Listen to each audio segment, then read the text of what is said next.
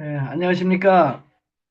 2025년 1월 20일 KWMI 세계 한인 선교사 새벽 기도회를 시작하겠습니다. 다 같이 묵도하심으로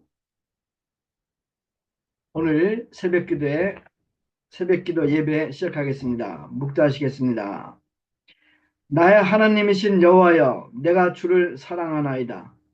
여호와는 나의 반석이시요 나의 요새시요 나를 건지시는 이시요 나의 하나님이시요 내가 그 안에 피할 나의 바위시요 나의 방패시요 나의 구원의 뿌리시요 나의 산성이시로다. 내가 찬송받으실 여호와께 아뢰리니 내 원수들에게서 구원을 얻으리이다. 아멘. 네. 오늘 기도는 필리핀의 신수영 선교사님께서 기도해 주시겠습니다. 기도하겠습니다. 너희 하나님이 이르시되 너희는 이루하라. 내 백성을 이루하라. 너희는 예루살렘의 마음에 닿도록 말하며 그것에게 외치라. 그 노역의 때가 끝났고 그 죄악이 사함을 받았느니라. 그의 모든 죄로 말미암아 여호와의 손에서 벌을 배나 받았느니라 할지니라. 외치는 자의 소리여 이르되 너희는 광야에서 여호와의 길을 예비하라. 사막에서 우리 하나님의 대로를 평탄케 하라. 골짜기마다 도두어지며 산마다 언덕마다 낮아지며 고르지 아니한 곳이 평탄하게 되며 험한 곳이 평지가 될 것이요. 여호와의 영광이 나타나고 모든 육체가 그것을 함께 보리라. 이는 여호와의 입이 말씀하셨느니라. 하나님 아버지, 그렇습니다. 우리가 험타, 평, 어, 어렵고 험난한 그런 시기들을 지금 살아가고 있습니다. 그러나 하나님께서 말씀하셨습니다. 여호와의 영광이 나타나고 모든 육체가 그것을 함께 보리라고 여호와의 입이 말씀하셨다고 하셨습니다. 우리가 하나님의 말씀을 의지하며 오늘 하루도 살아가고자 합니다. 이 시간에 하나님께 예배를 드려오니 하나님 영광을 받아 주시옵소서. 우리의 예배를 받으시고 높임을 받아 주시옵소서. 우리의 안일함과 라오디게아 교회처럼 지금의 교회들이 부유하고 부자라고 그렇게 살고 있지만 주님께서는 너희는 가난하고 헐벗었다고 말씀하셨습니다. 우리가 주님을 문 밖에 세워두고 있는 것은 아닌지 우리를 돌아보게 하시고 영적인 상태가 어떠한지 깨닫게 되는 그런 시간 되게 하여 주시옵소서. 주님, 우리가 주님 말씀대로 서로 사랑하지 못하고 예수님의 이름으로 용서하고 용납하라고 하셨는데 정말 그렇게 살아가고 있는지 우리 자신을 돌아보며 이 시간 회개하오니 용서하여 주시옵소서. 아버지 하나님, 우리 모든 선교사님들이 열방에 나가서 주님 말씀하신 그 명령을 준행하고 있습니다. 각 나라에서 각 선교지마다 여러 가지 상황 가운데 있지만 믿음으로 주님을 바라보며 선포하게 하시고 그리스도의 복음이 모든 영혼과 족속들에게 전해질 수 있는 우리 선교사님들을 하나님 축복하여 주시옵소서. 우리에게 맡겨진 것은 충성이오니 충성을 다할 수 있는 능력과 힘을 주시옵소서. 아버지 하나님, 우리 대한민국을 위해서 기도하오니 우리 민족을 보호하여 주시옵소서. 순교자의 피가 흐르는 땅임을 기억하여 주시옵소서. 아버지 하나님, 먼저는 우리 하나님의 백성들이 SD에 있는 것처럼 성 무너진 곳을 막아서는 저희들이 될 수 있게 기도로 눈물로 주님 앞에 설 수 있게 하여 주시옵소서.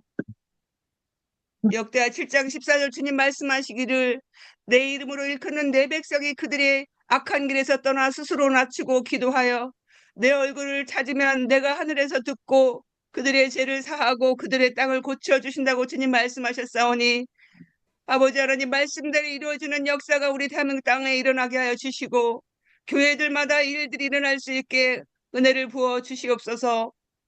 아버지 하나님, 지금 세상은 마태복음 24장 말씀하신 것처럼 지진과 전쟁과 홍수 등 사랑이 식어지는 시대를 우리가 살아가고 있습니다.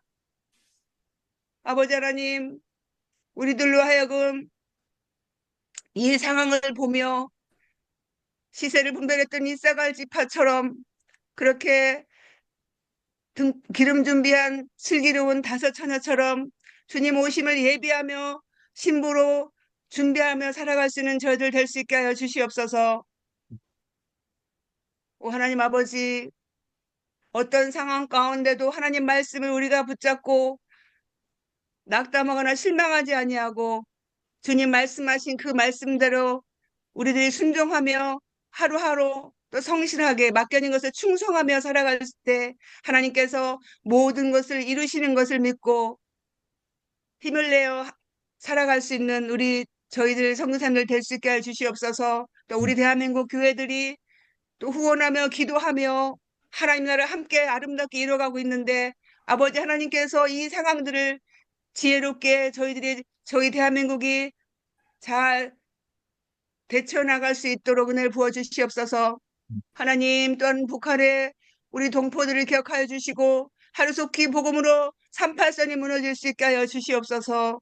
복음으로 통일이 되게 하여 주시옵소서.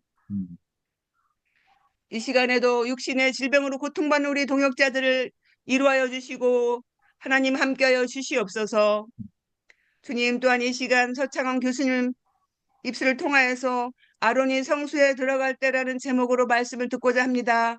성령님 함께하여 주시고 듣는 저희들에게 하나님 말씀이 소처럼 새김질하여 또 힘이 될 수 있는 그런 시간 될 수 있도록 축복하여 주시옵소서. 오직 주님 홀로 영광 받으시기를 원하며 우리를 죄에서 구원하신 주 예수 그리스도의 이름으로 감사하며 기도드립니다. 아멘. 네. 아멘. 오늘 설교 본문 말씀은 출애굽기 28장 29절에서 35절까지입니다. 제가 설교 본문 읽겠습니다. 아론이 성소에 들어갈 때에는 이스라엘 아들들의 이름을 기록한 이 판결 흉패를 가슴에 붙여 여호와 앞에 영원한 기념을 삼을 것이니라. 너는 우림과 둠빔을 판결 흉패 안에 넣어 아론이 여호와 앞에 들어갈 때 그의 가슴에 붙이게 하라. 아론은 여호와 앞에서 이스라엘 자손의 흉패를 항상 그 가슴에 붙일지니라. 너는 에봇 받침 겉옷을 전부 청색으로 하되 두 어깨 사이에 머리 들어갈 구멍을 내고 그 주위에 갑옷 깃같이 깃을 짜서 찢어지지 않게 하고 그 옷 가장자리를 돌아가며 청색, 자색, 홍색 실로 석류를 수놓고 금방울을 간격을 두어 달되 그 옷 가장자리로 돌아가며 한 금방울 한 석류, 한 금방울 한 석류가 있게 하라. 아론이 입고 여호와를 섬기러 성소에 들어갈 때와 성소에서 나올 때에 그 소리를 들릴 것이라. 그리하면 그가 죽지 아니하리라. 아멘. 오늘 특송 우리 홍보대사 전주영 찬양 사역자님께서 하시겠습니다. 부탁드립니다.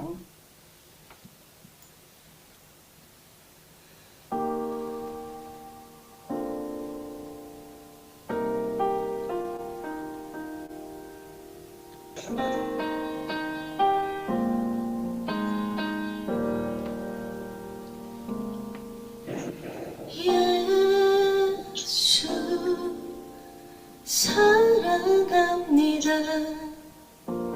사랑합니다.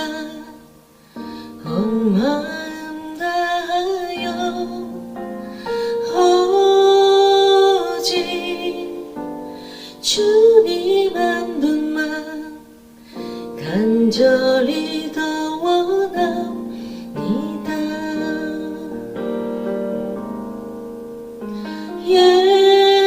예수 사랑합니다. 사랑합니다. 온 마음 다하여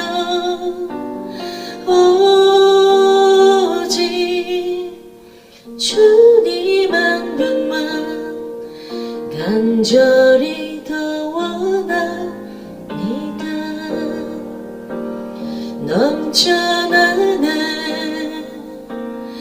넘쳐나는 주를 갈망이 주님께로 날 이끌어 주소서. 주님을 더 원합니다.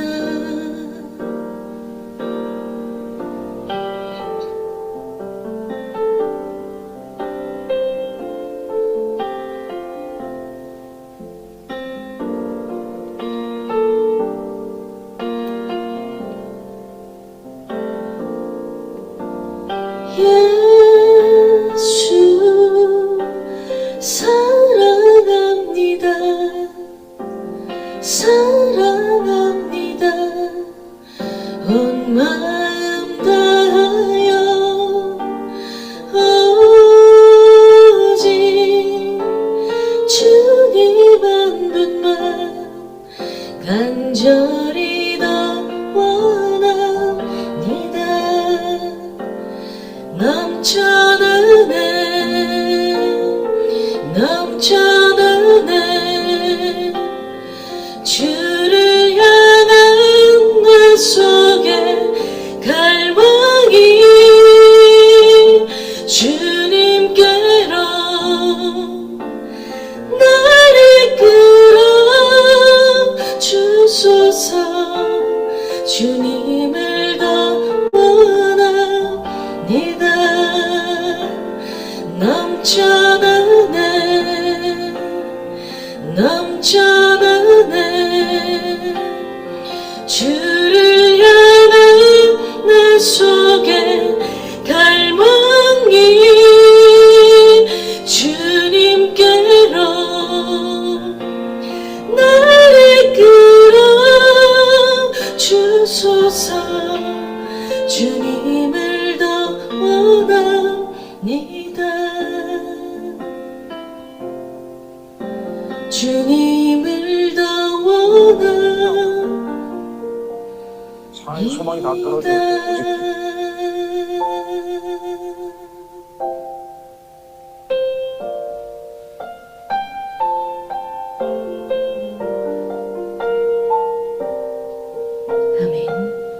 아멘. 아멘. 감사합니다. 서청원 교수님께서 오늘 설교 말씀 해주시는데, 서 교수님은 전 총신대 신학대학 교수님이셨습니다. 지금 현재 한국계획주의 설교연구원 이사장이십니다. 많은 은혜 받으시기를 바랍니다. 서 교수님 부탁드립니다. 안녕하세요. 선교사님들 새해 복 많이 받으시기를 바랍니다. 각자 있는 처소에서 하나님의 은혜와 평강이 가득하시기를 기원하고요. 또 사역에 하나님의 큰 능력의 역사들이 풍성하게 되기를 기도합니다. 아멘. 오늘 평소에 우리들이 별로 그렇게 많이 생각하지 않는 본문이기도 한데, 아론이 성소에 들어갈 때 어떤 일을 어떻게 해야 되는 것이었는지 성경에서 말하고 있는 내용을 함께 생각해 보려고 하는데요.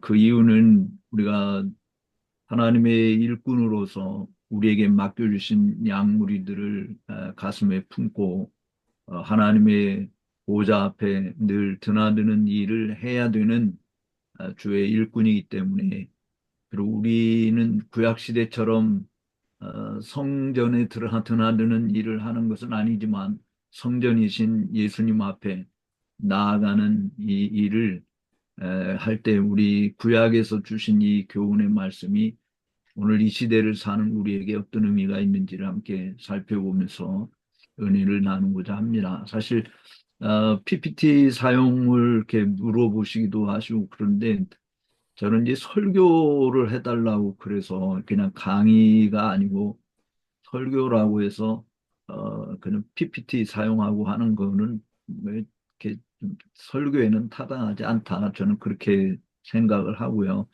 그래서 제가 목회했을 때도 설교에서는 일체 영상이나 뭐 이런 거를 띄워주지 않고, 왜냐하면 믿음은 들음에서 나는 거지 봄으로 되는 것이 아니다라고 하는 것이, 그래서 그래서 PPT 사용 안 하는 것을 여러분들이 양해를 좀 해 주시기를 바랍니다.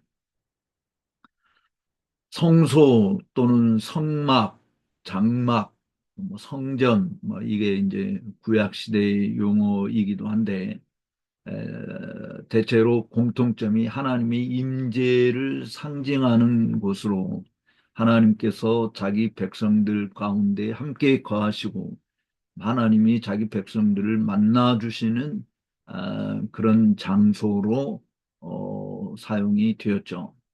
그래서 대제사장 아론이 여호와를 섬기려고 여호와의 성소 또는 장막에 들어갈 때는 우리가 다 알듯이 에봇을 입고 들어갔지 않습니까? 석류로 수놓은 금방울을 또 달고 드나들었어요. 그 에봇에 대한 그림은 여러분들이 현재 있는 곳에서 인터넷에서 뭐 그 제사장의 이 에봇을 보게 되면 그림으로 나와 있는 게 있습니다. 모자 쓰고 옷을 그 제사장의 그 옷을 입고 또 그 에봇에 달려 있는 오늘 판결의 흉패 뭐 이런 내용들이 이제 쭉 있으니까 그림을 한번 여러분들이 보시면 뭐 이해가 쉬우리라고 봐집니다.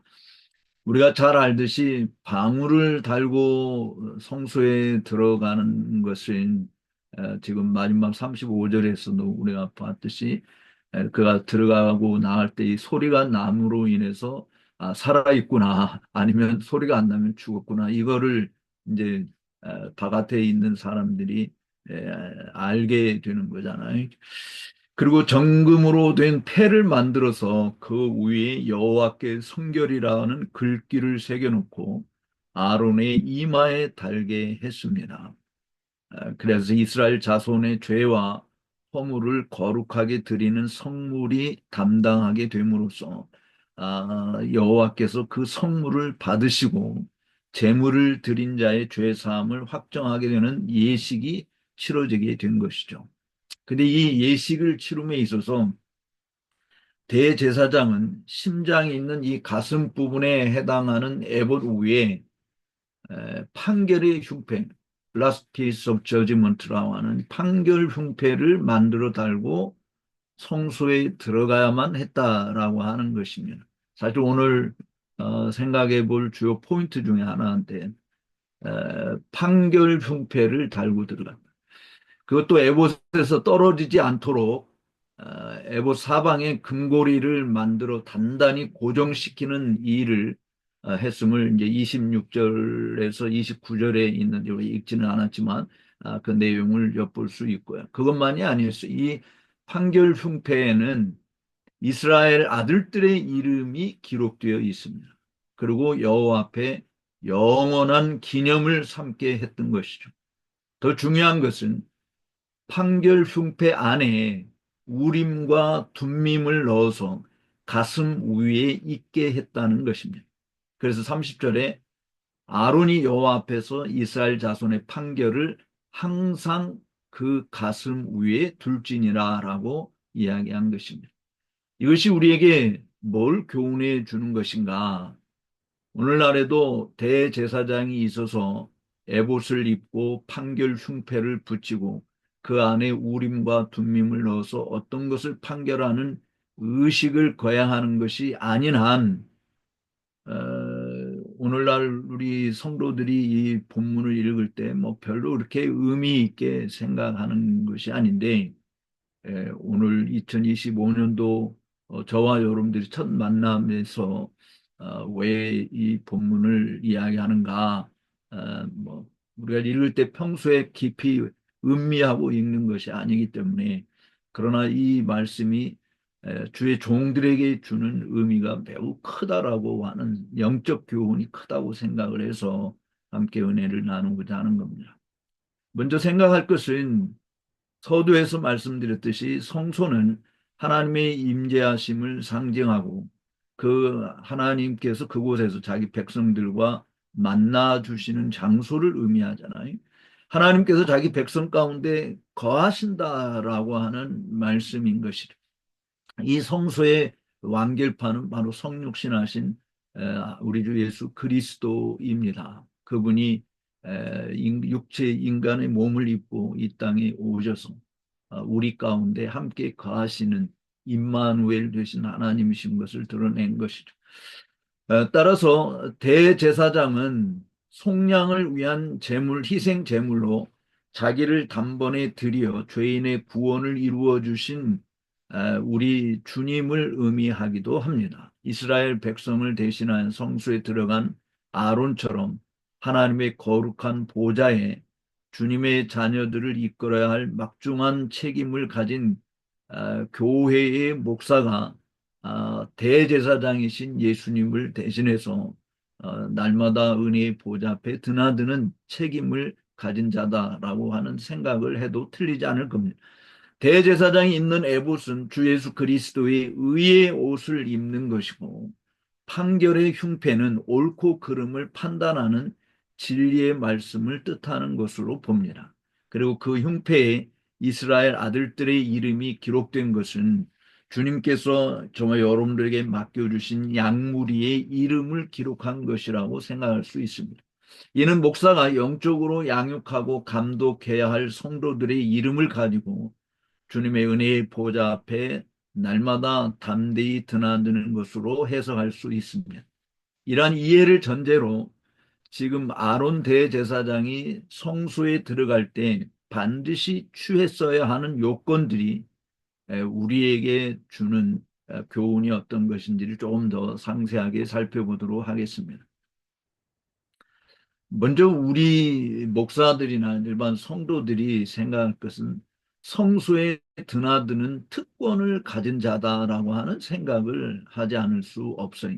물론 구약 시대에는 대제사장만이 드나들 수 있었지만 예수님의 십자가 사건을 통해서 휘장이, 우리 사람과 하나님 사이를 가로막고 있는 휘장이 위에서 아래로 찢어지고 이제 누구든지 그리스도의 이름으로 담대히 하나님의 보좌 앞에 나아갈 수 있는 것이 되었기 때문에 사실 성도인 우리 목사들도 또 하나님의 일꾼으로 부름받은 주의 종들도 다 사실은 성소에 드나드는 특권을 마음껏 사용하는 것이 필요하다.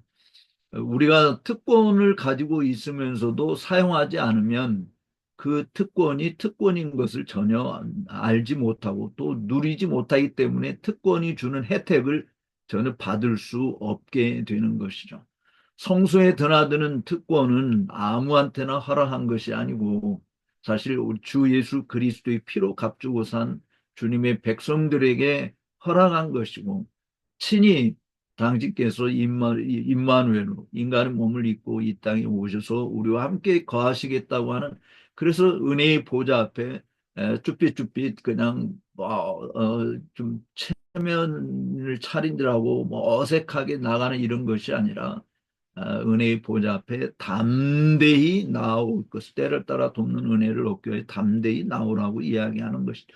우리가 거룩하기 때문에 담대히 나아간다라고 말할 수 있는 것이 아닙니다. 우리가 하나님의 말씀을 잘 듣고 순종해서 하나님의 은혜를 획득할 만한 그런 자질을 갖추어서 담대히 나오라는 것이 아니고, 사실 우리에게 예수님의 의를 전가시켜 주신, 예수님의 의로 옷 입혀 주신 예수님 때문에 사실은 담대히 나아가라고 이야기하는 것이죠. 따라서 정말 성소에 드나드는 이 특권을 가진 성도들이 지극히 거룩하시고 지극히 의로우시고 지극히 높으시고 선하신 하나님 앞에 담대하게 나아갈 수 있다라고 하는 이것이야말로 우리가 어지럽고 홀딱한 세상에 사는 가운데서 위로받는 유일한 통로라고 생각을 합니다. 허물과 죄로 죽은 인생들이 하나님께 결코 나아갈 수 없도록 가로막고 있던 성전의 휘장이 예수님의 십자가 죽음으로 인해서 두 동강이 났고, 누구든지 예수님을 통해서 하나님의 영광이 가득한 지성소에 드나드는 특권을 사용할 문이 활짝 열렸던 것이죠. 그래서 사실 사도 요한이 오늘 예수님의 성육신 사건을 이야기하면서 요한복음 1장 18절에서 우리가 그 영광을 보니, 사실은 모세도 주님 영광을 보여달라고 이야기했을 때 사실은 보면 죽는 거잖아요. 그래서 모세를 바위틈에 숨겨두시고 등만 보여주시고 지나가시는 모습을 보겠는데, 모세도 직접 바라볼 수 없었던 그 영광을 사도 요한이 지금 이야기하는, 우리가 그 영광을 보니 무슨 영광이? 아버지의 독생자의 영광이요 은혜와 진리가 충만하더라라고 말씀을 하신 것이죠. 이렇게 하나님을 경외하고 하나님의 영광을 바라볼 수 있고 그와 교통할 수 있게 되었기 때문에, 좀 전에 언급한 히브리서 4장 16절에 때를 따라 돕는 은혜를 얻기 위해서 담대하게 은혜의 보좌 앞에 나아가라고 말씀하신 것이죠. 이처럼 기독 신자는 아론이 이스라엘 자손에게 하나님의 은혜를 공급하기 위해서 성물을 가지고 제단에 나아갔듯이, 우리는 임마누엘 하나님께 때를 따라 돕는 은혜, 곧 죄사함의 은혜를 포함하여 하늘에 속하인 모든 신령한 복과 땅에 기름진 것을 얻고 또 필요한 이러할 양식까지 얻기 위해서 담대하게 주님 앞에 나가 부르짖을 수 있는 특권을 가진 자다. 왜냐하면 모든 그리스도인은 하나님의 독생자 예수 그리스도 때문에 다 하나님의 택한 족속이 되었고 왕 같은 제사장이 되었고 거룩한 나라가 되었고 하나님의 소유된 백성이 되었기 때문이죠. 우리가 이렇게 만민이 기도하는 아버지의 집에 드나들 수 있다라고 하는 것은 다 우리 대신 자신을 속량물로 내어주신 예수 그리스도 때문인 것입니다. 그러기에 우리는 감사함으로 그 문에 들어간다. 시편 기자가 시편 100편에서 이야기하고 있듯이 감사함으로 그 문에 들어가고 찬송함으로 그 궁정에 들어가서 그에게 감사하고 그의 이름을 송축하는 것이 되는 것이죠. 사실 우리를 구속해 주신 이유, 또 우리가 하나님과 함께 거하는 그 임만을 되신 하나님과 함께 동행하는 길을 갈 수 있도록 허락해 주신 이유는 바로 우리를 구속해 주신 우리 주 예수 그리스도의 구원의 은총을 찬미하게 하려 하심이고 하나님을 경외하도록 하시기 위함이기 때문에, 바로 이 하나님과의 만남, 정말 성소에 드난다고 하는 것은 하나님을 하나님으로 인정하고 우리 자신이 구속받은 하나님의 백성임을 시인하고, 그래서 우리는 마땅히 하나님이 받으셔야 할 영광과 존귀를 올려드리기 위한 것이죠. 그런데 우리 주 예수 그리스도를 믿지 않는 자들은 하나님의 성소에 들어갈 수도 없고, 성소에서 누리는 하나님과의 교제는커녕 죄사함의 은총과 하늘에 속한 모든 신령한 복을 단 눈꼽만큼이라도 맛볼 수 있는 것이 아닙니다. 그들에게 남은 것은 죄의 삭신 사망뿐인 것이죠. 흔히 생각하기를 예수를 믿든 안 믿든 다 죽는데 굳이 예수를 믿어야 할 이유가 뭐냐라고 생각하는 사람들도 있습니다. 누구나 죽는 건 맞죠. 한 번 죽는 것은 사람에게 정한 이치인 것은 분명합니다. 그러나 그 후에는 심판이 있다라고 하는 것을 성경은 우리에게 분명히 히브리서 9장 27절에서 말씀하고 있는 거예요. 근데 이 심판이 뭐냐? 바로 둘째 사망에 나아가는 심판이죠. 모두가 죽는 것은 똑같은데 둘째 사망을 받는 사람이 있고 안 받는 사람이 있는 것이에요. 예수 그리스도를 믿는 자는 영생을 얻어서 심판에 이르지 아니하고 사망에서 생명으로 옮겨진 자라고 하는 것을 요한복음 5장 24절에서 말씀하고 있기 때문에 우리 그리스도인들, 예수님을 믿는 자는 둘째 사망에 이르는 것은 아닌 것이죠. 그래서 예수님이 말씀하시기를 나는 부활이요 생명이니 나를 믿는 자는 죽어도 살겠고 무릇 살아서 나를 믿는 자는 영원히 죽지 아니하리라라고 말씀하신 것입니다. 이 말씀은 예수님을 믿지 아니하는 자들은 둘째 사망을 피할 수 없다라고 하는 것이에요. 둘째 사망에 이르러 뜨거운 지옥불에서 영원한 형벌을 받는 것입니다. 여러분들이 선교사로 지원한 것도 내가 목사가 된 것도 바로 이 죄인들이 둘째 사망에 이르지 않냐고 영생을 얻는 길이 있음을 우리가 믿기에, 우리가 알기에, 그것을 알지 못하는 그들에게 전하고자 선교사가 되고 목사가 된 거 아니겠어요? 죽어봐야 안다고 코웃음 치고 조롱하는 자들은 분명히 큰 코 다칠 정도로 끝나지 않고 땅을 치고 통곡하고 슬피 울며 이를 가는 고통을 피할 수 없는 것입니다. 그러므로 지금이 구원받을 만한 때고 지금이 은혜 받을 만한 때임을 알고 주 예수 그리스도를 믿고 그에게 우리 자신을 온전히 드리는 일을 미루어서는 안 되고 그 사실을 한 사람이라도 더 알게 하기 위해서 때를 얻든지 못 얻든지 우리는 복음 전하는 일꾼으로 충성하는 것이죠. 성도들 중에는 한쪽 발은 교회에 딛고 다른 한쪽 발은 세상에 딛고 살지만 그런 사람들도 있지만 그러나 우리가 해야 할 일은 그런 사람들을 적극적으로 권면하고 도와서 두 발을 다 주님의 교회에 들어놓고 주님과 함께 걷고 뛰는 즐거움을 누리도록 하는 것이 필요한 것이죠. 그렇지 않으면 공의하신 하나님을 만나 교제하며 그 영광을 뵙는 거룩한 성소에서 주님과 함께 먹고 마시는 일은 꿈도 꿀 수 없는 거 아니겠어요? 땅에서는 뭐 잠시 예배당에 발을 들여놓을 수는 있습니다.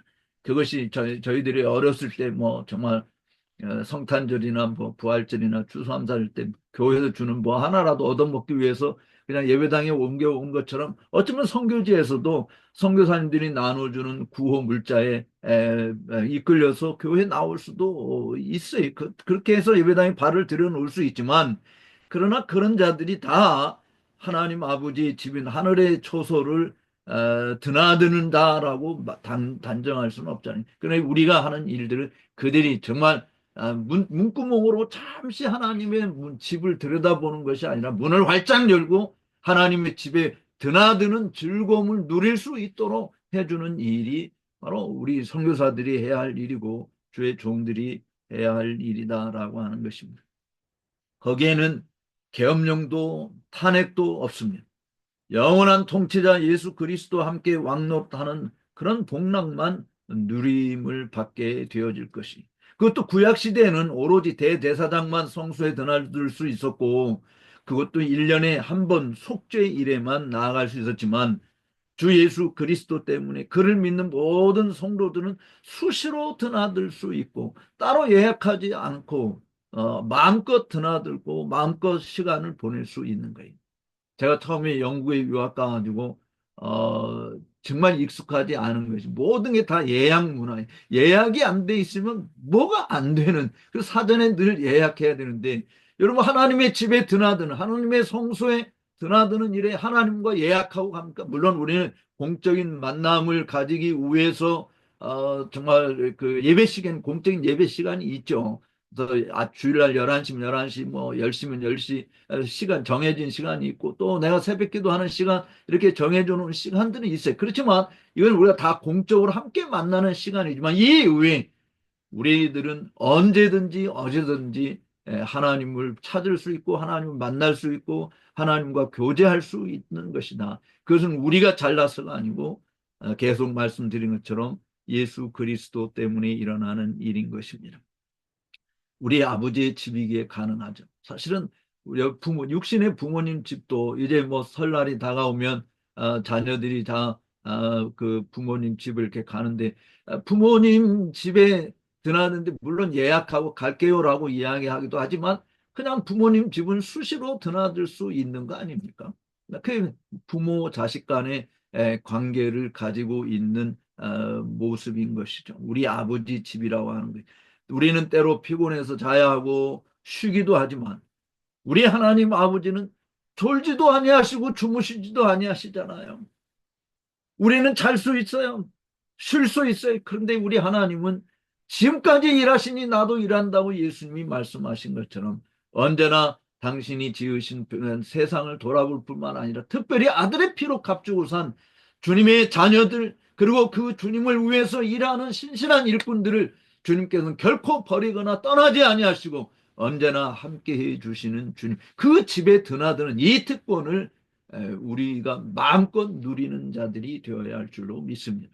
사실 목사 입장에서 또 선교사들 입장에서 하나님과 함께하는 시간이 많으면 많을수록 사역의 열매가 엄청나게 고품질이 될 수 있는데 하나님과 함께하는 시간이 너무 많지 않기 때문에 우리의 사역의 고품질보다는 저품질, 저평가를 받을 수밖에 없는 것이 되는 거 아닌가.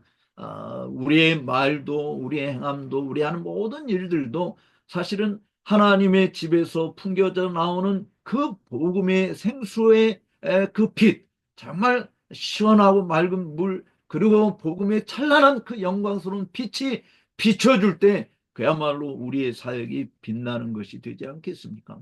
저는 우리 선교사님들이 좀 무릎을 꿇고 하나님 앞에 진득하게 앉아서 하나님과 교제하는 시간, 일 때문에 바빠서 새벽부터 저녁까지 늦게 쫓아다니는 이런 것이 아니라 정말 하나님과 함께 교제하는 시간들을 풍성히 누리는 그런 기도의 사람들이 다 되시기를 주님의 이름으로 축복합니다. 또 한 가지 우리가 이 말씀에서 살펴보고자 하는 것은 판결의 흉패를 가슴에 부착한 에봇을 입은 주의 종들이다라고 하는 것입니다. 제사장 아론이 성소에 들어갈 때 판결의 흉패를 우리 가슴에 붙이고 그리고 가슴에 붙인 에봇을 입은 자세로 이제 성소에 들어가는데 그냥 단순히 에봇을 입는 제사장 가운을 입는 것으로 족하지 않고 반드시 판결의 흉패를 붙이고 들어갔어야 했다. 이 흉패도 금청색, 보라색, 진홍색 실로 만들어서 금사슬로 에봇에 부착했습니다. 왜 판결의 흉패 혹은 심판의 흉패라고 이야기하는가? 그 이유는 두 개의 신탁의 돌이 있기 때문에 그래요. 우림과 둠밈이 들어있어서 하나님의 심판을 알릴 수 있기 때문이었습니다. 이 흉패에는 보석 3개가 4줄로 이렇게 연결되어 있었고 각각의 돌에는 12지파의 이름이 새겨져 있었어요. 흉패를 착용할 때 대제사장은 이스라엘 아들들의 이름을 가슴 위에 달아야만 했습니다.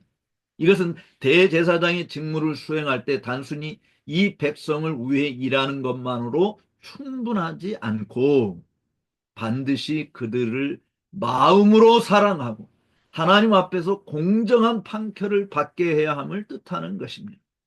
가슴에 부착한다라고 하는 바로 아들들이 이스라엘 지파의 아들들의 이름을 기록한 그 흉패를 가슴에 부착한다라고 하는 것은 그냥 나는 제사장이니까 나는 목사니까 나는 선교사니까 나는 선교사로서 종교인의 일을 하는 거야 이런 것이 아니고 그들을 가슴에 품고 하나님의 보좌 앞에 나가야 된다라고 하는 것이 그리고 그들이 하나님의 말씀에 의해서 옳고 그름을 판단할 수 있도록 하는 것이 바로 우리 주의 종들이 해야 할 일이다.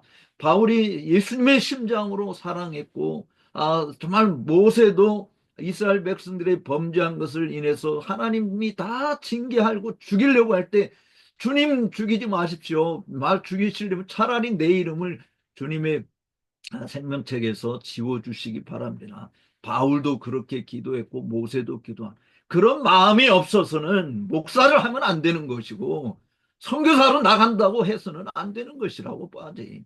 정원들을 사랑하는 뜨거운 마음이 있어야 성수에 들어갈 때마다 그들을 품에 안고 하나님 앞에 나아가서 아뢰는 일들이 필요한 것입니다. 지금 왕같은 제사장인 성도가 하나님의 성수에 들어갈 때 반드시 입어야 할 예봇은 무엇일까요? 그것은 우리 주 예수 그리스도의 의의 옷을 입는 것입니다. 이 옷은 시장에서 살 수 있는 것이 아니에요. 교회에 등록하면 받는 등록 선물이 아닙니다. 이 옷은 자신이 죄인임을 알고 그 죄를 사함받는 유일한 길이 곧 나사렛 예수 그리스도를 믿는 것임을 마음으로 믿고 입으로 시인하는 자들에게 주시는 하나님의 선물인 것이죠. 오로지 믿음으로만 받는 것입니다. 이 믿음은 하나님께서 아들 예수 그리스도를 통하여 성취하신 죄인들의 구원에 대한 순종의 반응입니다. 이 믿음을 가진 자만이 만군의 주 여호와의 이름에 합당한 영광을 돌릴 수 있고 거룩한 옷을 입고 여호와께 경배하는 참된 자격자가 되는 것입니다. 그런데 오늘 본문에서요. 아론이 성수에 들어올 때 거룩한 에봇만 입고 들어오라고 한 것이 아니에요. 바로 판결의 흉패를 부착해야 된다고 하는 것입니다. 이게 뭘 의미하는가? 이거를 이해하기 위해서는요. 제사장의 직무가 무엇인지를 잠시 생각해 볼 필요가 있습니다. 제사장의 직무는 백성들의 죄의 짐을 어깨에 지고 하나님 앞에서 속죄 제사를 드려야 할 처지에서 단순히 짐승을 잡아 제단에 피를 뿌리는 종교적 임무 수행에 전념하는 것이 아닙니다. 범죄한 백성, 한 영혼 영혼을 긍휼히 여기는 마음을 담아 심장을 살피시는 주님 앞에 나아가야 하는 것입니다. 어쩌면 이는 금송아지 숭배 사건으로 인하여 하나님의 진노를 피할 길이 없는 이스라엘 백성들의 죄를 속하고자 모세가 여호와께 탄식한 그 심정, 앞에서 제가 언급해 드린 대로 주의 기록하신 책에서 내 이름을 지워버려 달라고 탄식했던 그 슬픔의 모습을 가지고 사실은 나아가는 것이다라고 보아지는 것이죠. 긍휼히 여기는 마음을 가지고 나아가는 것이에요. 사실 우리가 이 세상을 봐도 정말 한탄스럽지 않습니까? 경악을 금치 못하는 일들이 많지 않습니까? 우리 같은 죄인의 눈으로 봐도 세상이 엉망진창인데 거룩하신 의로우신 그 하나님의 눈으로 세상을 볼 때 세상은 그야말로 노아 홍수 때처럼 다 쓸어버려도 뭐 할 말이 없는 그런 세상이 되고 있잖아요. 그런데 주님의 종으로 부름받는 우리들이 바로 이 가슴의 판결의 흉패를 달고 들어간다라고 하는 것은 바로 그 영혼들을 긍휼히 여기는 마음. 주님께서 우리를 긍휼히 여기사 인간의 몸을 입고 오셔서 종의 형체를 가나 참으로 죽기까지 순종하심으로 구원을 이루어 주신 것처럼 우리를 또 그런 마음으로 하나님 앞에 나가야 된다. 우리가 죽어야 될 자리에서 자기 목숨을 우리 죄를 대속해 주신 그 주님의 심장을 품고 사역에 임해야 된다라고 하는 것입니다. 어쩌면 이 말씀은 일반 성도들보다 우리 목회자인 우리들, 선교사인 우리들에게 더 직접적인 적용이 되는 것이죠. 목사는 성도들을 대신하여 하나님의 은혜의 보좌 앞에 나아가고 하나님을 대신하여서 하나님의 말씀을 성도들에게 전해주는 거 아닙니까? 그 직무 수행에 있어서 하나님을 향한 뜨거운 사랑의 마음, 주님 사랑합니다. 아까 찬송에도 그런 이야기 우리 했듯이 정말 이것뿐이에요 라고 말한 그것만으로 종반한 것이 아니다. 또한 우리가 해야 할 일이 뭐냐? 사람들을 사랑하는 마음이 있어야 된다라고 하는 것입니다. 바울도 빌립보 교회에 쓴 서신에서 내가 예수 그리스도의 심장으로 너희 무리를 어떻게 사모하는지 하나님이 내 증인이다라고 이야기했습니다. 선교지 현장에서 여러분들이 그 대상들을 내가 얼마나 사랑하는지, 주님의 심장으로 너희를 얼마나 사랑하는지 하나님이 증인이다라고 담대하게 말할 수 있는 그런 목사여야 되고 그런 선교사여야 하는 것입니다. 바울은 뛰어난 지성을 가진 사람이었지만 그는 또한 위대한 마음을 가진 사람이었고 빌립보 그리스도인들은 그의 마음속에 있었어요. 그는 심지어 그들에 대한 그의 깊은 애정에 관해 하나님을 당신의 증인으로 부를 수 있을 정도가 되었지 않습니까? 중심을 보시는 하나님, 거짓을 말하실 수 없으신 하나님, 증인도 위증을 하면 위증죄에 걸리는데 이 세상에서 위증을 하실 수 없는 그 하나님이 바울의 증인으로 나서서 그래 빌립보 성도들아 바울이 나의 심장을 가지고 너희를 이렇게 사랑했다라고 말해줄 수 있다. 우리는 우리의 업적으로 우리의 사역을 평가받고 싶어 합니다. 그런데 그런 업적들은 다 물거품이 될 수 있어요. 화려하게 지은 예배당 우리의 업적이라고 이야기할 수 있을 것입니다. 그러나 여기 서구 유럽에 가서 보시면 그 화려한 예배당들이 아무 의미가 없는 거 아닙니까? 이슬람 사원으로 팔려가고 도서관으로 변하고 술집으로 변하는 그런 우리가 자랑스럽게 내놓을 수 있는 것은 하나도 없어요. 그런데 우리가 마음으로 뜨겁게 사랑한 사랑의 흔적은 이 땅에 계속 남아 있습니다. 예수님이 사랑으로 세상을 정복했던 것처럼 우리들도 선교지 현장에서 목회 현장에서 영혼을 사랑하는 뜨거운 마음이 있을 때 그 복음의 업적이라고 하는 것은 영원토록 지속되는 것이에요. 그래서 바울이 데살로니가 교회 편지에서 너희가 나의 면류관이고 너희가 나의 자랑이고 너희가 나의 기쁨이다라고 말한 거 아니겠습니까? 아담 클라크라고 하는 신학자는 여기서 바울의 생각을 이렇게 의역을 했어요. 나는 하나님을 증인으로 부르는데 나는 여러분을 향해 가장 강한 애정을 가지고 있으며 그리스도께서 세상을 위해 자신을 바치셨을 때 세상을 사랑하신 것과 같은 종류의 부드러운 관심으로 여러분을 사랑한다. 우리가 그렇게 고백할 수 있기를 바랍니다. 그 같은 사랑의 마음이 없으면 목회해서도 안 되고 선교사로 나서도 안 되는 거예요. 물론 그렇지 않은 목사도 있을 수 있겠지만 대부분의 진짜 목사들은 다 주님의 심장을 가지고 목양사에게 임할 줄로 믿습니다.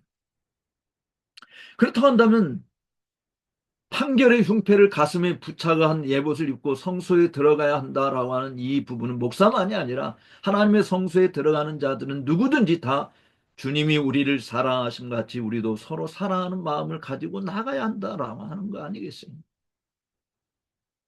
하나님과 동등하신 분이면서도 동등됨을 취할 것으로 여기지 아니하시고 자기를 비워 종의 형체를 가져 사람의 모양으로 오셔서 십자가의 죽기까지 순종하신 그리스도 예수의 마음을 품고 사는 목사여야 하고 선교사여야 하고 성도여야 되지 않겠습니까? 더욱이 예수님 그리스도께서는 마태복음 5장 23절 24절에 이렇게 말씀했어요. 제단의 예물을 드리다가 형제에게 원망 살 일이 있으면 제단의 제물을 그냥 두고 먼저 가서 화목하고 그 후에 와서 제사를 드리라라고 말하지 않았습니까? 아까 기도하신 분도 용서하고 사랑하고 용납하고 그렇지 못한 거 우리가 회개한다고 했는데 정말 용서와 사랑의 마음을 가지고 하나님 아버지 집에 들어와야 함을 말씀하는 거 아니겠어요? 우리 속에 계속해서 미움과 원망과 반목과 질시하는 마음이 있다고 한다면 버려야 하는 겁니다. 하나님의 성소에 어떻게 드나들겠어요? 중심을 모시는 주님의 시기에 우리의 이기적인 생각과 행동을 애틋하게 용납하고 지나갈 수 있으신 그런 하나님이 아니시지 않습니까? 우리는 다 주님이 우리를 용서해 준 것 같이 우리를 서로 용납하고 용서하는 화목의 길을 가야 하는 것이에요. 제가 처음 예수 믿을 때 주기도문을 외우는데 우리가 우리에게 죄 지은 자를 용서해 주신 것 같이 우리 죄를 용서해 달라고 하는 대목이 있지 않습니까? 저는 그 대목을 건너뛰고 그러니까 우리가 우리 죄를 용서해 주신 것, 우리의 죄 지은 자를 용서해 준 것처럼 이 대목을 건너뛰고 그냥 하나님 내 죄를 용서해 주세요. 그래요. 왜냐하면 내가 용서 못하는 사람이 있는데 내가 용서해 줬다고 어떻게 거짓말로 하나님께 하릴 수 있겠어요? 우리는 살면서 정말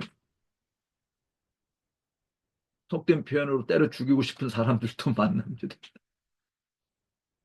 목회하면서 정말 그런 아픈 일들이 많이 있죠. 선교제에서도 여러분들 그런 경험들을 많이 했을 거예요. 저는 그때마다 예수님 생각을 했습니다. 예수님이 우리는 저놈이 나쁜 놈인지 안 나쁜 놈인지 모르잖아요. 그냥 겉만 보고 판단하니까. 중심을 보신 예수님.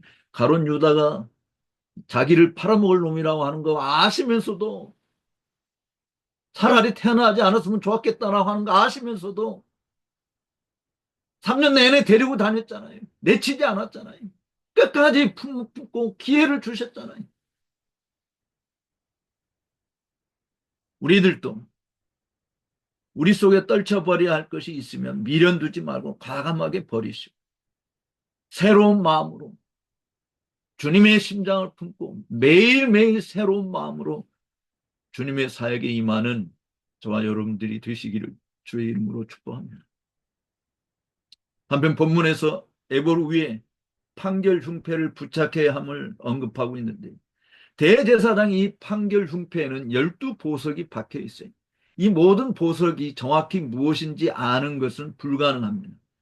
요한계시록 21장 19절에서 20절에 있는 말씀을 보면 흉패에 있는 이 돌들에 대응할 수 있는 12보석으로 새 예루살렘의 성벽 기초를 상징하는 것으로 설명할 수 있을 것입니다.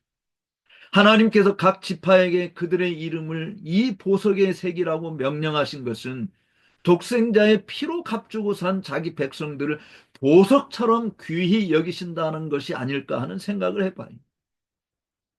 하나님이 귀히 여기시는 그런 자들을 우리들도 귀하게 여겨야 하는 것이죠. 그냥 말로만 신분의 기천이 없다라고 하는 것이 아니라 허물과 죄로 죽은 우리들을 사랑하사 죄인이었고 원수였고 정말 스스로 살아갈 수 없는 그런 연약한 존재인 우리들에게 다가오셔서 우리를 위해서 십자가에 죽어주신 것처럼 보배로운 피로 값주고 산 성도 한 사람 한 사람을 귀하게 여긴 내 사역의 도구가 아니고 내가 이용할 수 있는 사람들이 아니라 내가 귀하게 여기는 정말 보배로 여기는 사람들로 하나님 앞에 나아가는 것이 되어야 한다 하는 것이 아닐까 하는 생각을 해봅니다. 어떤 하나님의 백성은 하나님께 참으로 귀중한 존재들인 것이죠. 하나님이 기르시는 양이고 하나님의 소유된 백성을 돌보는 이 목양의 엄중한 책임을 엿볼 수 있는 것이고 동시에 하나님의 보배로운 자녀의 이름값을 하라는 명령이기도 하다고 봐야지. 주님이 우리를 이렇게 귀하게 여기는 만큼 우리들도 그 은혜에 보답하는 자야 함을 말씀하는 거 아니겠어요? 그 은혜에 보답하는 것은 뭐겠습니까? 서로를 존중하고 귀히 여기는 거 아니겠어요? 서로의 짐을 함께 지는 것이잖아요. 그래서 그리스도의 법을 성취하는 것이잖아요. 우리가 감당할 수 없는 짐들이 있지 않습니까? 함께 지지 않으면 안 되는 혼자 결코 감당할 수 없는 짐들. 우리보다도 더 열악한 환경 속에서 고난당하고 핍박당하고 죽임을 당하는 위협 속에 살고 있는 그런 형제들, 그들이 그것을 어떻게 감당하겠어요?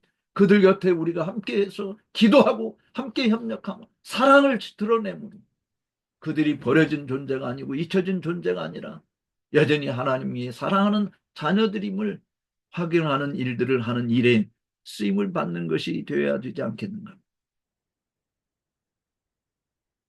상처를 주거나 해를 끼치거나 악을 행하는 일은 금물인 것이에요. 우리가 고린도후서 5장에서도 볼 듯이 화목해 하는 직책을 받은 자들이지 않습니까?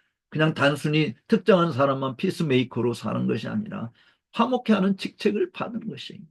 화평케 하는 자가 복이 있나니 저들가 하나님의 아들이라 일컬음을 받으리라. 우리가 하나님의 아들이라고 한다면 원수된 사람들을 그리스도 안에서 화목하게 하는 일에 또 우리 스스로도 원수를 만들지 않고 정말 모든 사람과 함께 더불어 화평을 누릴 수 있게 하는 일에 힘을 다해야 되지 않는가. 따라서 우리가 주님의 성수에 드나들 때마다 우리 자신을 성찰하고 하나님이 베푸신 만극한 사랑에 대한 더 부합하는 길을 가고자 날마다 은혜를 구해야 하는 것이 필요한 것입니다. 문제는 우리가 우리 마음을 어떻게 성찰할 것이냐라고 하는 것이에요. 여기서 반드시 짚고 갈 것이 심판의 흉패. 이 심판의 흉패에 넣은 우림과 둠밈에 관한 교훈입니다. 본문에서 흉패는 3번이나 판결 흉패라고 불렀는데 이는 하나님의 뜻을 분별하는 도구인 우림과 둠밈을 담고 있었기 때문에 그렇습니다. 과연 우림과 둠밈이 뭘까요? 성경에는 우림과 둠밈의 사용이 분별의 도구였음을 언급하는 것이 몇 차례 나타납니다. 하나 예를 들면 민수기 27장 21절 말씀이에요. 민수기 27장 21절 말씀. 여기서 그는 여호수아를 말하는 제사장 엘르아살 앞에 설 것이요 엘르아살은 그를 위하여 우림의 판결로서 여호와 앞에 물을 것이며 그와 온 이스라엘 자손 곧 회중은 엘르아살의 말을 따라 나가며 들어올 것이니라 라고 말씀했습니다. 이외에도 사무엘상 28장 6절이나 에스라 2장 63절이나 느헤미야 7장 65절이나 사사기 1장 1절이나 20장 18절 23절에서도 이 우림과 둠밈이 판결의 도구였다, 분별의 도구였다는 것을 시사하는 것이죠. 일반적으로 우림과 둠밈의 뜻은 빛과 완전함이라는 뜻입니다. 우리는 그것들이 무엇이었는지 또 어떻게 사용되었는지 확신할 수는 없지만 가장 좋은 추측은 그것들이 한 쌍의 돌이라고 하는 거예요. 그래서 하나는 밝고 하나는 좀 어둡고 각 돌은 하나님으로부터 온 답변, 예, 아니면 아니오를 나타냈다라고 합니다. 대제사장은 하나님께 질문을 하고 흉패에 손을 넣어서 예 또는 아니오를 꺼냈다라고 합니다. 주석가 F.B. 마이어는 우림과 둠밈이 빛나는 다이아몬드였고 예라고 대답하면 다이아몬드처럼 밝게 빛이 나고 아니오라고 대답하면 희미하게 빛났다고 제안을 했습니다. 어쨌든 대체로 많은 사람이 우림과 둠밈을 원시적인 분별 도구로 여겼습니다. 마치 제비뽑기 같은 것이죠. 그러나 이 우림과 둠밈의 효과성의 핵심은 하나님의 말씀이 그것들을 주었다라고 하는 것입니다. 우림과 둠밈을 통해 하나님의 뜻을 찾는 것은 실제로 하나님의 말씀으로 돌아가서 하나님의 말씀의 인도함을 받는 것을 말하는 것입니다. 왜냐하면 그것들의 위치를 명령하고 그것들을 사용하도록 허락한 것은 하나님의 말씀이었기 때문에 그렇습니다. 오늘날 우리가 옳고 그름을 판단할 때 정확무한 하나님의 말씀에 같은 초점을 맞춘다면 진리 가운데로 인도하시는 성령께서 반드시 우리를 도와주실 것이라고 믿습니다. 한 나이든 설교자가 우림과 둠밈에 대해서 설명해 달라고 하는 요청을 어떤 성도로부터 받았어요. 그러자 그 연세 많으신 설교자가 이렇게 대답했습니다. 글쎄요, 제가 이해하는 바는 이렇네요. 하나님의 뜻을 알아야 할 때 저는 성경을 꺼내서 성경을 많이 사용하고 읽으므로 하나님께서 항상 저에게 말씀하시는 것을 듣습니다. 우림과 둠빔을 넣은 판결의 흉패에 이것은 현대 우리 그리스도인에게 또 하나님의 종들에게 언제나 기록된 하나님의 말씀을 가슴에 새겨 넣을 것을 촉구하고 있는 것이 아닌가.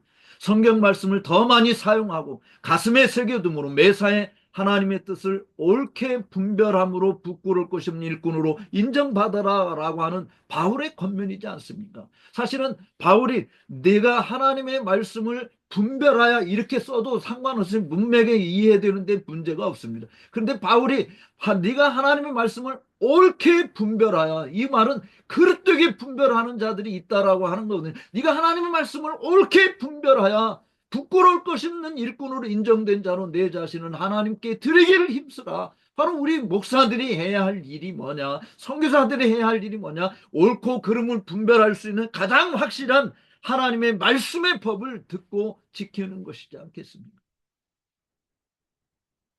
사실 오늘 많은 그리스도인이 감정이나 겉모습에 의존하거나 여론몰이에 휩쓸려서 전혀 분별 없이 행동합니다. 그러나 우리 발의 등이요 우리 길에 비치신 하나님의 말씀을 적극적으로 사용하는 것만이 극심한 이 혼란과 무질서와 혼잡함이 많은 세상에서 우리가 마땅히 가야 할 길로 가고 실족하지 않는 길로 다닐 수 있는 것이에요. 구속함을 받은 자들만이 다니는 거룩한 길로 다닐 수 있는 것입니다. 그리스도인의 정체성을 상실하지 않는 것이에요.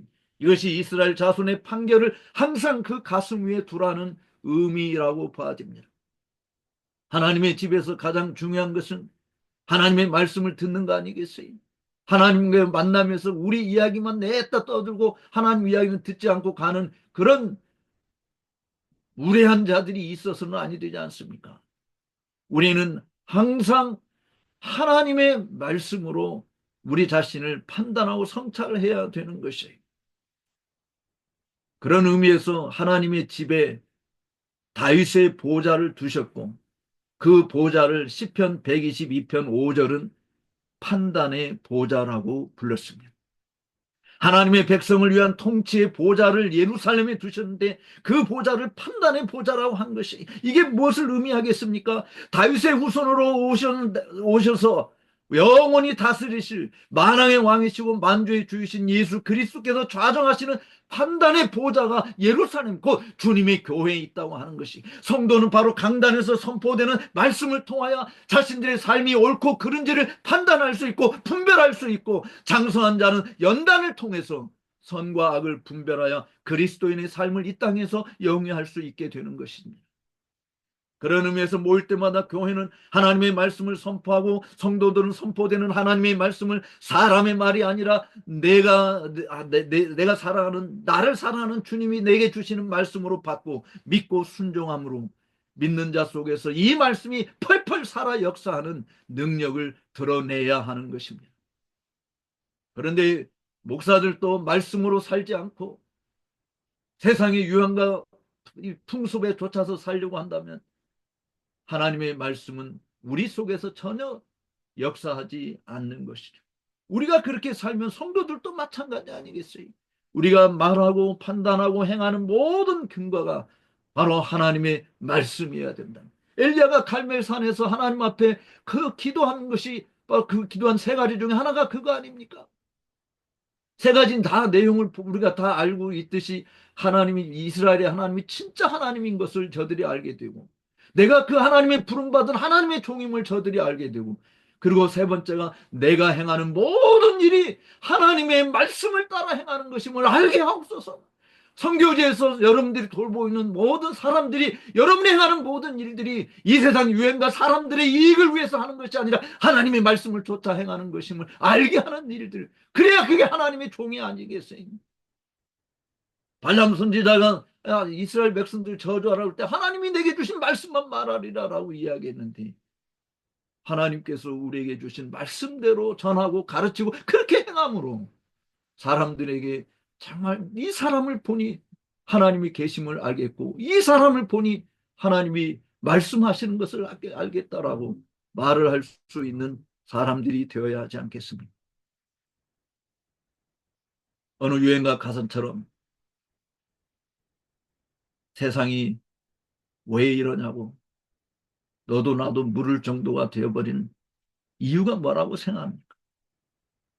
그것은 판결의 보좌를 가진 교회가 하나님의 말씀을 도외시하고 있고 판결의 보좌에 앉은 법관들이 법리와 양심에 따라 판결하지 않고 상황이나 사람에 따라 고무줄법을 만들고 있기 때문이지 않습니까? 하나님의 말씀인 진리가 선포되어야 할 강단이 진리가 아닌 일리 있는 소리로 채우고 있고 교회에 출석하는 정치인이나 법관은 자기들이 맡은 직무 수행에 공정하고 바르게 판결할 기준을 찾지 못하는 거 아니겠습니까? 교회가 진리를 쏟아내고 성도가 진리를 거스르지 않고 오직 진리를 위한다고 한다면 교회도 세상도 살만한 세상, 살만한 교회가 되지 않겠습니까? 이제 말씀을 맺으려고 합니다.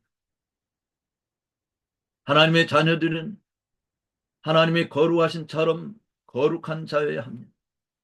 거룩한 에봇을 입어야 합니다. 그리스도의 의의 옷을 입어야 합니다. 판결의 흉패를 가슴에 달고 다녀야 합니다. 그래야 세상에서 불러냄을 받아서 더 이상 어둠의 자식이 아니라 이제 빛의 자녀로서 모든 착함과 의로움과 진실함인 빛의 열매를 맺을 수 있지 않겠습니까? 그래야 원망과 미움과 질시와 반목과 갈등이 난무한 세상에서 갈피를 찾지 못하고 이리저리 방황하는 인생들에게 진짜 믿음이 뭔지 소망이 뭔지 사랑이 뭔지 어디가 길인지를 보여줄 수 있는 빛과 소금의 역할을 할 수 있지 않겠습니까? 마음은 원하지만 육신이 약하여 이 책임을 감당하지 못함이 우리 주변에 많이 발생하죠. 어떻게 이를 극복할 수 있어요? 바로 판결의 흉패를 달고 다녀야 하는 겁니다. 옳고 그름을 확실하게 분별하게 하는 하나님의 말씀을 삶의 유일한 규범으로 삼고 그 말씀의 지시함과 인도하심을 받을 때 여호와께 성결한 백성으로 하나님 앞에 흠이 없고 책망받을 것이 없는 거룩한 백성으로 설 수 있는 것입니다. 하나님의 감동으로 기록되어져 우리에게 주신 성경만이 우리를 주 예수 그리스도 안에서 온전한 자가 되게 합니다. 참 길이요 진리요 생명이신 주 예수 그리스도 안에 있을 때만이 우리의 온갖 더러움의 옷들을 벗어버리게 하고 그리스도 예수의 의의 옷으로 갈아입혀지는 것입니다. 그러므로 구속함을 받은 성도들이 가는 거룩한 길은 이 세상의 유행과 풍습을 따라하는 것이 아니라 주님이 주신 율례와 법도를 듣고 지켜 행하는 것임을 사람들이 알게 되는 것입니다. 동시에 성소에 들어올 때마다 우리의 허물과 죄를 고백하고 그리스도 예수의 피로 죄 씻음을 받으며 주 예수 그리스도의 심장으로 서로 사랑하며 사는 복된 자들이 될 수 있을 줄로 믿습니다. 세상의 소망이 판단의 보좌가 있는 교회에 있고 우리의 모든 즐거움이 성도들에게 있다는 고백이 쏟아지는 그런 2025년도를 마음껏 열어가시고 세워가시는 저와 여러분들이 되시기를 주님의 이름으로 축복합니다. 기도하겠습니다. 살아계신 하나님 아버지, 부끄럽고 죄송하고 참으로 입이 있어도 할 말이 없는 죄인들임을 고백합니다. 우리에게 귀한 사명을 맡겨주셨지만 때로 형식적으로 습관적으로 매너리즘에 빠져서 종교인으로서 일을 하는 것이 전부가 아니었는지 되돌아보면 오 하나님, 우리의 죄와 허물을 용서해 주시고 주님의 심장을 품게 해 주옵소서. 저들을 뜨겁게 사랑하게 해 주옵소서. 그리고 옳고 그름을 분별치 못하고 방황하는 인생들에게 우리 길의 빛이요 우리 발의 등이 되시는 주님의 말씀을 분명하게 선포하고 증거함으로 사람들이 옳고 그름을 분별하고 그리스도 예수 안에서 장성한 자로서 그리스도의 장성한 분량일까지 성장하는 자들로서 어둠의 일을 벗어버리고 오직 모든 착함과 의로움과 진실함의 열매들로 풍성하게 되어지는 놀라운 역사들이 우리의 삶에서 또 우리 사역의 현장에서 일어나도록 도와주시옵소서. 말씀의 사람, 기도의 사람들이 되어져 우리를 보고 사람들이 하나님이 계심을 알게 되어지고 사람들이 하나님 한 분 외에는 다른 소망이 없음을 보게 되어지고 하나님을 전적으로 의지함으로 이 세상에서 바람에 밀려 요동하는 배처럼 흔들리는 자들이 아니라 산이 흔들려 정말로 횡행할지라도 바닷물이 참으로 되덮을지라도 요동치 않냐는 믿음을 가진 하나님의 굳건한 일꾼들로 복되게 쓰여지는 우리 모두가 되게 하여 주옵소서. 우리 나라를 주님 불쌍히 여겨 주시옵소서.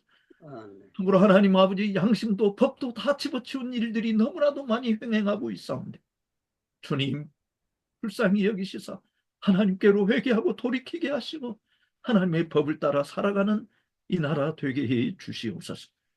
존귀하신 예수님의 이름으로 기도 올려옵나이다. 아멘.